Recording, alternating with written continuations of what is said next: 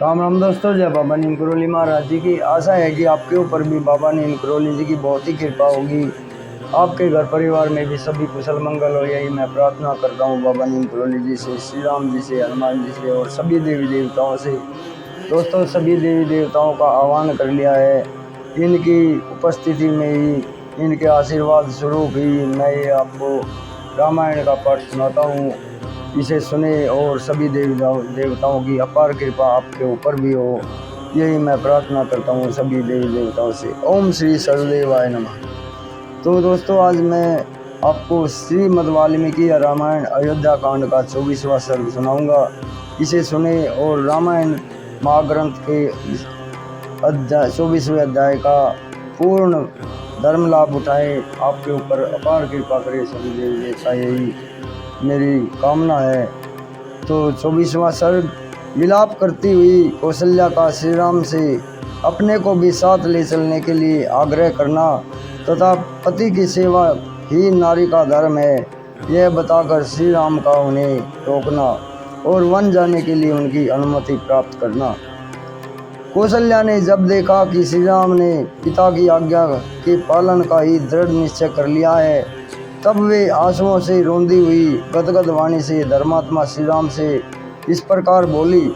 हाय, जिसने जीवन में कभी दुख नहीं देखा है, जो समस्त प्राणियों से सदा प्रिय वचन बोलता है, जिसका जन्म महाराज दशरथ से मेरे द्वारा हुआ है, वह मेरा धर्मात्मा पुत्र उच्च वृत्ति से खेत में गिरे हुए अनाज के एक एक दाने को बीनकर कैसे जीवन निर्वाह कर सकेगा।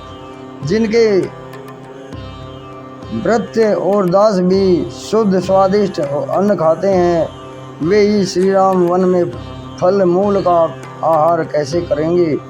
जो सद्गुण संपन्न और महाराज दशरथ के प्रिय हैं, उन्हीं ककुतस्थ कुलभूषण श्री राम को वनवास दिया जा रहा है। इसे सुनकर कौन इस पर विश्वास करेगा, अथवा ऐसी बात सुनकर किसको भय नहीं होगा।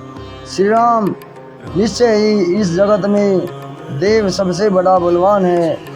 उसकी आज्ञा सबके ऊपर चलती है, वही सबको सुख दुख से संयुक्त करता है, क्योंकि उसी के प्रभाव में आकर तुम्हारे जैसा लोकप्रिय मनुष्य भी वन में जाने को उद्यत है। परंतु बेटा, तुमसे बिछुड़ जाने पर यहाँ मुझे शोक के अनुभव एवं बहुत बड़ी हुई आग उसी तरह जलाकर भस्म कर डालेगी, जैसे ग्रीष्म ऋतु में दावानल सूखी लकड़ियाँ और घास फूस को जलाकर भस्म कर देती हैं। शोक की यह आग मेरे अपने ही मन में प्रकट हुई है। तुम्हें न देख पाने की संभावना ही वायु बनकर अग्नि को उद्दीत कर रही है। विलाप जनित दुख ही इसमें ईंधन का काम कर रहे हैं। रोने से जो अश्रुपात होते हैं, वे ही मानो इसमें दी हुई घी की आहुति है। चिंता के कारण जो गरम गरम उच्छ्वास उठ रहा है, वही इसका महान धूम है। तुम दूर देश में जाकर फिर किस तरह आओगे, इस प्रकार की चिंता भी इस शोक अग्नि को जन्म दे रही है। सांस लेने को जो प्रयत्न है, उसी से इस आग की प्रति अक्षण वृद्धि हो रही है। तुम ही इसे बुझाने के लिए जल हो। तुम्हारे बिना यह आग मुझे अधिक सुखाकर जला डालेगी। वत्स, धेनु आगे जाते हुए अपने बछड़े के पीछे पीछे कैसे चली जाती है, उसी प्रकार मैं भी तुम जहाँ भी जाओगे तुम्हारे पीछे पीछे चलूँगी। माता कौशल्या ने जैसे ही जो कुछ भी कहा, उस वचन को सुनकर पुरुषोत्तम श्री राम ने अत्यंत दुख में डूबी हुई अपनी माँ से पुनः इस प्रकार कहा। माँ, कैकेयी ने राजा के साथ धोखा किया है। इधर मैं वन को चला जा रहा हूँ। इस दशा में यदि तुम भी उनका परित्याग कर दोगी, तो निश्चय ही वे जीवित नहीं रह सकेंगे। पति का परित्याग नारी के लिए बड़ा ही क्रूरतापूर्ण कर्म है। सत्पुरुषों ने इसकी बड़ी निंदा की है। अतः तुम्हें तो ऐसी बात कभी मन में भी नहीं लानी चाहिए। मेरे पिता कुलभूषण महाराज दशरथ जब तक जीवित हैं तब तक तुम उन्हीं की सेवा करो। पति की सेवा ही स्त्री के लिए सनातन धर्म है। श्री राम के ऐसा कहने पर शुभ कर्मों पर दृष्टि रखने वाली देवी कौशल्या ने अत्यंत प्रसन्न होकर अनायास ही महान कर्म करने वाले श्री राम से कहा, अच्छा बेटा, ऐसा ही करूँगी। माँ के इस प्रकार स्वीकृति सूचक बात कहने पर धर्मात्माओं ने श्रेष्ठ श्री राम ने अत्यंत दुख में पड़ी हुई अपनी माँ से पुनः इस प्रकार कहा, माँ, पिताजी की आज्ञा का पालन करना मेरा तुम्हारा दोनों का ही कर्तव्य है, क्योंकि राजा हम सब लोगों के स्वामी हैं, श्रेष्ठ गुरु ईश्वर भी एवं प्रभु भी हैं। इन 14 वर्षों तक मैं विशाल वन में घूम फिरकर लौट आऊँगा और बड़े प्रेम से तुम्हारी आज्ञा का पालन करता रहूँगा। उनके ऐसा कहने पर पुत्र वत्सला कौशल्या के मुख पर पुनः आंसुओं की धारा बह चली। वे उस समय अत्यंत आर्त होकर अपने प्रिय पुत्र से बोली, बेटा राम, अब मुझसे इन सोतों के बीच में नहीं रहा जाएगा। यदि पिता की आज्ञा का पालन करने की इच्छा से तुम वन में जाने का ही निर्णय ले चुके हो तो मुझे भी वनवासियों की हरिणी की भांति वन में ही ले चलो। यह कहकर माता कौशल्या रोने लगी। उन्हें उस तरह रोते हुए देख श्री राम भी रो पड़े और उन्हें सांत्वना देते हुए बोले, माँ, स्त्री के जीते जी उसका पति ही उसके लिए देवता है और ईश्वर के समान है। महाराज तुम्हारे और मेरे दोनों के भी प्रभु हैं।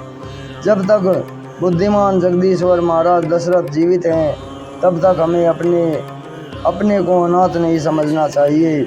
भरत भी बड़े धर्मात्मा है, वे समस्त प्राणियों के प्रति प्रिय वचन बोलने वाले हैं और सदा ही धर्म में तत्पर रहने वाले हैं।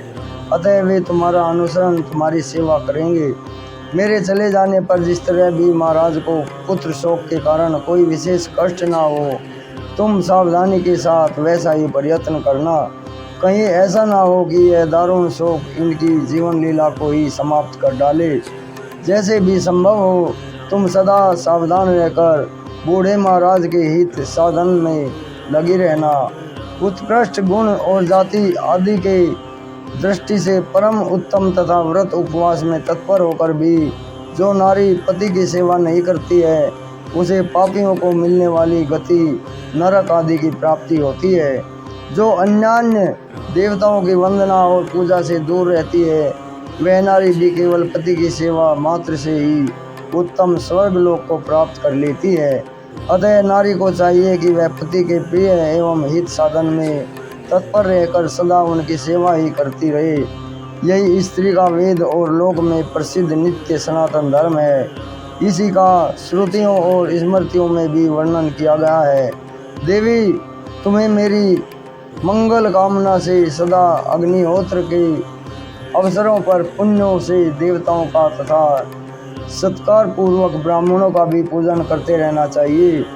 इस प्रकार तुम नियमित आहार करके नियम का पालन करती हुई स्वामी की सेवा में लगी रहो और मेरे आगमन की इच्छा रखकर समय की प्रतीक्षा करो।